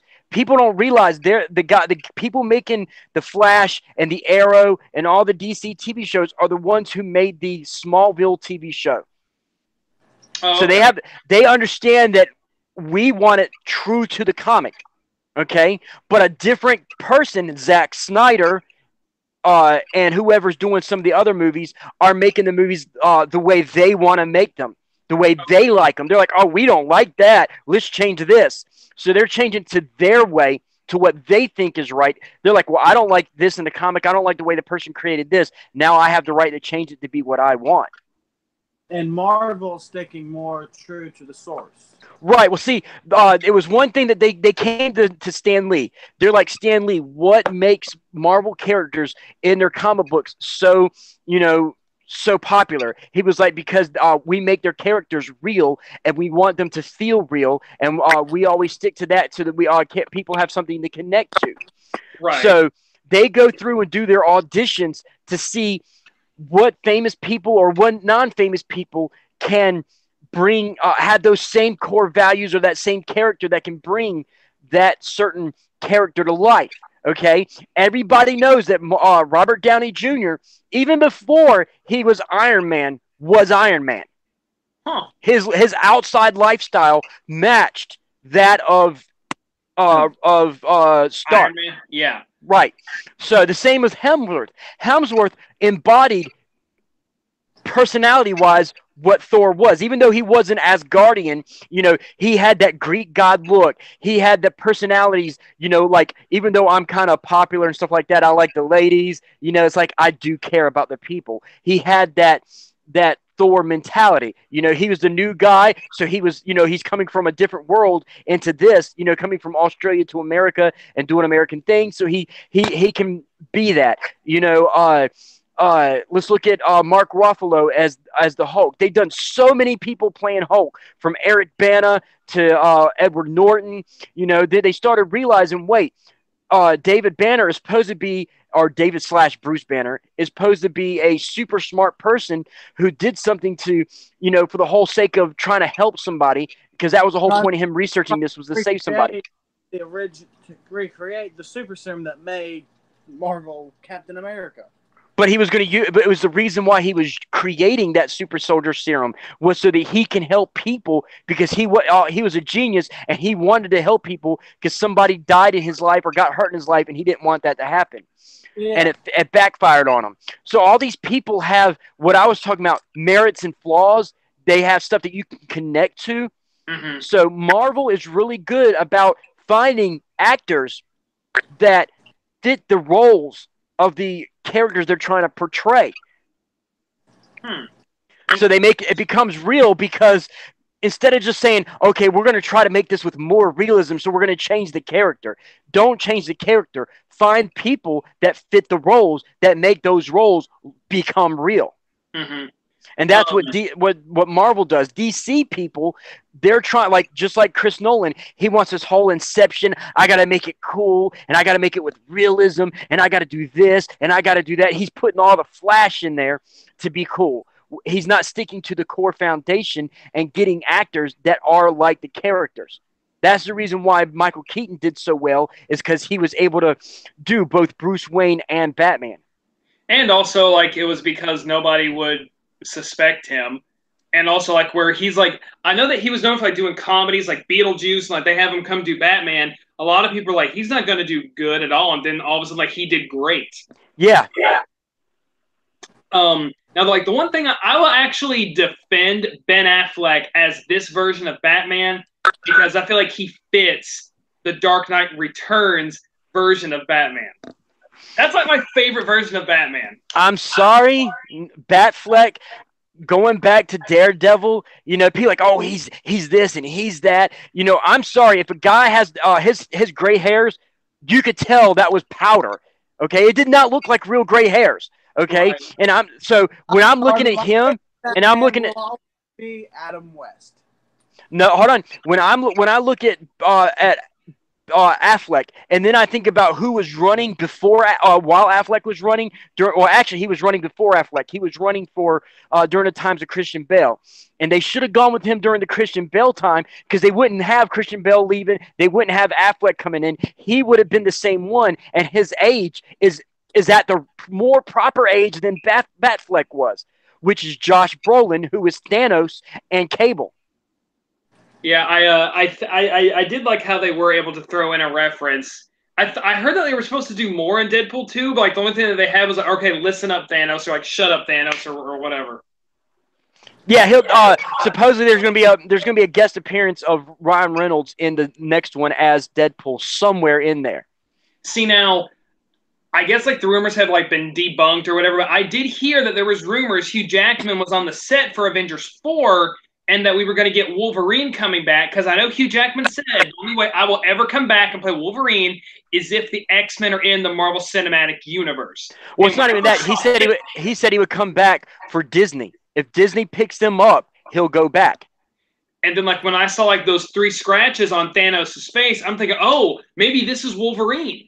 I was thinking maybe Wolverine got in and like got in a fight with him, like scratched his face or something. It's a possibility. So here's probably how it's going to be. All I know is that with Disney now owning Fantastic Four and X-Men, there's that possibility they'll be in the next one. As long as they get the guy who plays Jim in The Office to be Mr. Fantastic, I'm okay with that. For me, as long as they reboot the Fantastic Four back to what it should be, okay. I'm sorry. I actually think that I liked Chris Klein's his Human Torch. Oh, is that the guy who played Killmonger? No, Human Torch. On the original, Chris Klein, Captain America. Oh, okay. Yeah, he actually was a really good Human Torch. Okay, see, they did the Fantastic Four again. Is like I said, it's that trendy, popular thing. It's like, oh, hey, race change is popular. Let's change the race. So they did all that stuff. They did it because it was popular. They and it shames, or I can't say it shames because I can't speak for black people. In my opinion, it should shame black people because they're not giving the African Americans their proper due as as an actor or whatever. They're just saying, hey, look, we're only hiring you because you're black and we need a black person. They're not hiring them because they think they're a good actor. See, they're using them as a gold card. Oh, I got you. I'm not arguing that that's possible, but what the double-edged sword of that is, we weren't there during the auditions. For all we know, there were 100 white actors, one black guy, and all the white guys' auditions sucked ass. And but here's the thing. It doesn't matter who's in the auditions or not, because they already said during the making of the movie, during the time that they were doing pre-production and the script writing, that they were going to be changing the race. They did it even before they started auditioning. Right. And I not know about. And where I've actually been in auditions, and Jason's been there too. He knows what it's like to be auditioned for something. Usually, like whenever you go to like a play or something like that, they already kind of have set in their minds what they want. What they want. Yeah, they already have set what they want. And I mean, like I didn't really care that the guy who played him in Fan Four Stick was black. And yes, I am calling it Fan Four Stick, not Fantastic Four, because that movie wasn't even fantastic. They were ashamed to say the name of the title, for goodness sake. Yeah. And you can see a freaking thing in that movie. But I don't mind if they change it. I really don't. Trying to think, they made someone else like a different race who he wasn't in the comic. Like the first, like at least like in our time, superhero wise, I feel like the first African American superhero we have is Black Panther, because the last one I remember is either Spawn or Steel, and I don't think we even want to bring that movie into existence. Well, see, here's the thing. The first race change person in the superhero world was Nick Fury with Samuel L. Jackson. Right, because in the comics, isn't he white originally? Yes, because they had an NBC movie that had David Hasselhoff play him, because the original one was a white guy. Now, at first, I was a little upset. I was like, why are you going to change this? Because everybody loves Nick Fury. For me, I don't care about the race change unless it's a dramatic race change. Like, you can't do a race change on Captain America. That's true. Unless like they're going to have the guy who plays Falcon be the next Captain America. Right. That's different. That's different. I'm talking Steve Rogers. You can't make Steve Rogers change his race. Nick Fury is not as popular of a character that you could do that with. So I wasn't too happy with it at first, because the pictures I was seeing was I kept seeing him as Shaft. You know, it's like, wait, so you're just basically putting Shaft in there, you know? Right, yeah. But it wasn't until the second movie that he was in one movie as Nick Fury, and then it was the second movie that he appeared as Nick Fury that I'm like, he kind of started growing on me. Like, okay, he's Nick Fury, and it grew on me, and I actually like him better as Nick Fury. But that's because he embodies the personality of what Nick Fury is, and if you close your eyes, he is Nick Fury. So, yes, Samuel L. Jackson, Nick Fury all day. I'm good with that. Then it was DC with putting Lawrence Fishburne as Perry White in Superman. That right there was, hey, we're trying to copy Marvel thing. You know, trying to get that popularity. Because I forgot about that he wasn't originally black. Right. It's with Samuel L. Jackson as Nick Fury, or at least my impersonation of Nick Fury from the comics is a complete and total badass. And when you think of complete and total badasses, Samuel L. Jackson is one of the names that comes to mind. Well, yes, and the fact of the matter is that he gets mad whenever you say what. So, yeah. Now, Jason, going back to Resident Evil for a minute, have you actually read George Romero's script? Yes. What did you think of the script? I liked it because he was bringing it. Everybody complains that some people will say that they're zombies. Some people say they're mutants, like me. George's script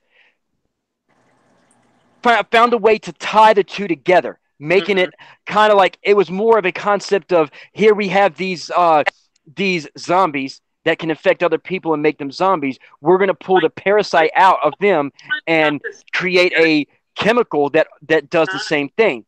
Not it wasn't meant to, but they were trying to use the whole use the concept of zombies to create like health regenerations and stuff like that, and it backfired on them because the virus became it caused them to be zombie mutants, and that was his thing. It wasn't zombies, it wasn't mutants, it was a hybrid of the two. So now I'm wondering, like in the first movie, which I actually don't think the first movie is that bad, why do you think we did not get anything about the Arkley Mansion incident? Why do you think, I mean, like, even like it all goes back to like, you know, money, if it's not going to sell or anything like that, why do you think they decided to change from being in the mansion to go into something that has nothing to do with the games, or at least like, I mean, like the lab is part of the games, but like, you know, you got like the whole Red Queen thing. I guess Alice in Wonderland was even popular back then. Of course, like we got the Johnny Depp movies, but anyways. Because the Doom movie, it wasn't long after. It wasn't too long after the Doom movie that they made the Resident Evil movie. Mm-hmm. So they with you know, at the time it was a popularity thing of the Doom movie was popular to some people, and people didn't consider it to be a flop at the time. That said, they wanted to replicate and fix what went bad with the Doom movie with the Resident Evil movie. Right, and then, as far as I know, like the only one that is somewhat faithful to the games is maybe the first one and the fourth one, but the fourth one is basically Paul W.S. Anderson saw someone play Resident Evil 5, and he put everything from Resident Evil 5 in there, even if it did not make sense.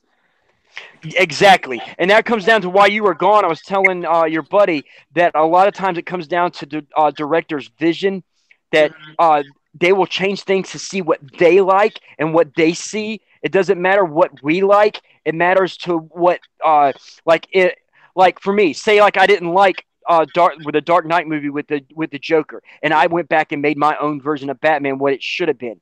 Right. That's basically what directors and producers are doing with movies. Hey, I didn't like this, so we're going to change it and make it this.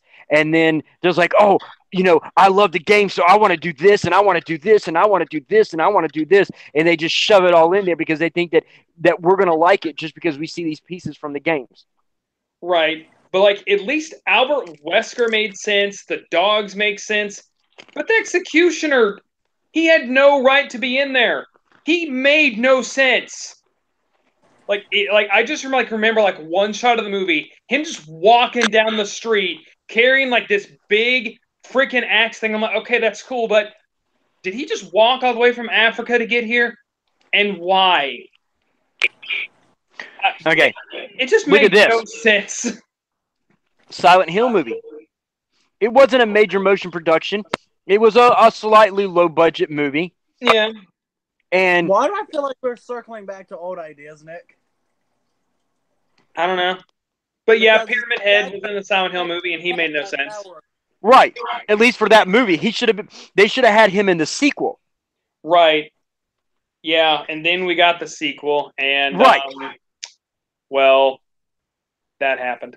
Right, that's because that's what I was getting ready to get at. With the even though they put Pyramid Head into the first movie, that first movie with as little bit as they put in there was actually really good. Mm-hmm. But then they had the sequel. It was like, oh hey, we shouldn't have put that in there. We should have had this. We should have had this. We should have had this. They had a little bit more budget, so they threw as much in there as they could, and it was overblow. Right. And that's what's happening with this. You have to put the key elements that should be in there and limit it, not overdo it, but not underdo it, and keep it true to the core foundation. Because here's the one big thing to whether it's comics, whether it's movies, whether it's TV shows, video games, to anything that you do. If you take the foundation, take one part of the foundation away from a house of cards, what happens? It collapses. Right. People don't try to think of the foundation. If they want to change the foundation to be cool and popular, it's like we're getting to Ocean's 8. I'm not going to watch that crappy movie. Oh, it's all women. It's all women. Woman empowerment. You're doing it for the trend value to get people coming in there, and everybody's going to watch it because they're mindlessly trendy. And it's like, oh, I'm all about women empowerment, so I got to go see it and support it. So they're getting their money using your love of women empowerment to do something and changing everything. Ghostbusters changed everything and used all women. Look what happened to that. Yeah. In the new Ghostbusters movie, I can't weigh in on that one. That situation, there was no winning in that situation. If you went and saw it, you were a traitor to the original Ghostbusters. If you didn't, you were a sexist. There was no win situation. Well, even the person who made it was, I can't remember, but the person who even made it either wasn't proud of what he did or was basically saying, we're making this movie for this reason. It was Fahey. Yeah. I've never watched the new one. I've seen a review of it, and I've seen clips. That's probably honestly all I need to see of it. Same here. I will not give it a chance. I don't need to. Right, yeah. We've got Ghostbusters and Ghostbusters 2 and everything else. Well, see, here's the thing that they should have done. I'm all for women empowerment. I'm all for empowering African Americans, okay? Right, yeah. Because, granted, people are going to see me as being white when technically I'm not. And me and you've already been through this discussion as to why I'm not. Yeah, I don't need to broadcast it. But that said, you can still do that, but you don't have to overblow it. Be like, oh, because look at the hype that with the Black Panther. Oh, you just created this Oscar nomination just to make us look good. You don't really want to give it to us because we earned it, kind of thing. Right. And they originally wanted British accents. They were going to do a lot more worse to it than what they did. Thankfully, the cast helped keep it grounded as much as possible. Oh yeah, but I love the cast. If you're going to do something, don't do it because it's a popular trend. Like they were doing Black Panther. Oh, hey, the biggest topic right now is a racial thing and people wanting more African American heroes and this. So let's give them Black Panther. You know, Yeah. it wasn't about, hey, look, we honestly believe you. So here we are. We're going to make this Panther come in and help us do this kind of thing. They pulled in the one African American director, just like they pulled in a woman director for Wonder Woman. But they're again, they overblew the Wakanda Forever, and they changed this and they changed that. They needed to get consultants who were experts in the area of African history and things like that to bring in and create a whole new thing that fit what it needed to be and make it more true. Right. Now, see, I always feel like I have these ideas of like how I would do movies. I just never write them down because I just don't have the time or I just don't make the time. But I had an idea of if I were going to do a sequel to the Ghostbusters, I would have either them be college students to the original Ghostbusters. The original Ghostbusters try to do their thing. They're not as good as they used to be. So like, hey, we need to train new people. They use their old tech. The old tech gets destroyed. They have to come and create new tech or combine the old tech with the new tech. Or it ends up being their children and then they take over. Yes, no, and yes. Okay, here's the thing, and here's my ideas on it too, because I do the same thing all the time. Mm-hmm. Okay, so with Ghostbusters, the guy who played Egon, Harold Ramis, May he rest in peace. is dead. Right, so you can't have him in there. So what you do is you do you remember watching not the real Ghostbusters that was a full animated of the original cast, but the Extreme Ghost Hunters? No, Extreme Ghostbusters. I actually didn't watch really any of that when I was a kid. The only thing I ever saw was the first Ghostbusters movie. Okay, well, Extreme Ghostbusters was set a little bit in the future. You had a flying Model T. It had Ray Stantz in it, and there was a girl and a gorilla. Mm-hmm. Okay, I'm not saying make that exact movie, but take from that. So you have some of your original cast. And since Egon is gone, what if Egon's daughter was in it? Yeah, that would have been a good idea. So there's your woman empowerment. You know, say like because certain actors didn't want to have anything to do with it, then you throw them with their cameos, and you get another character to replace that one, and you would throw like say what's her name, Annie Potts, who played the I can't remember the female's name now. Janine. Janine. Okay. Yeah. What if her and Rick Moranis' character had a kid together? Mm-hmm. You know, there's another person you can throw in there. So there were ways that you can do woman empowerment in there. Mm-hmm. Yeah. Without destroying the whole story arc and doing a reboot. Why do we have to have a reboot? I have no idea. That seems to be the most popular thing right now. Right, and they do what's popular. Like I said, trendy and popular. That's what it's all about. They're going on that trendy and popular. And so many people are like, why are we getting reboots? Why are we getting reboots? Why can't you be original? Why can't you be original? Be original. Because there is nothing original anymore. There is. Let's look at Creed. And the soon to come Creed 2. Okay? Yeah. It's technically continuing the Rocky story, which has Rocky in there, but it's original because now it's focusing on the son of Apollo Creed. So you still get that Rocky story arc, but it's off the tree of Rocky. Yeah. Okay. One final thing, because I'm gonna have to go here soon, because I actually have an interview tomorrow. Pray for me on that one. Whenever I work at the YMCA, I actually get a lot of my YouTube ideas. One idea that I had is how I would make a movie trailer or how I would pronounce a movie. I love trailers, but I hate how like the trailers give a lot away. And they're like, I've seen like old trailers, like the trailer of Jaws, for instance, or the trailer of the original trailer of Psycho. Right. It didn't really give anything away. So I had an idea of how I would do a remake of Halloween. I would kind of have like an interview, kind of like have it look like an interview with every single actor that was playing a character, but they never said what character they were playing. They never said what the movie was going to be about. They just talked about certain things that was going to be in the film. And they actually had to go to the movie to see what it was. So I imagine like the kid who would be playing young Michael Myers talk about something about like darkness or like psychosis, or even have someone like whoever would be playing Dr. Loomis talk about the same thing. Have these actors be in this trailer that gets the movie hyped up, and then they actually have to go see the movie to see what it is. See, I wouldn't even do that much.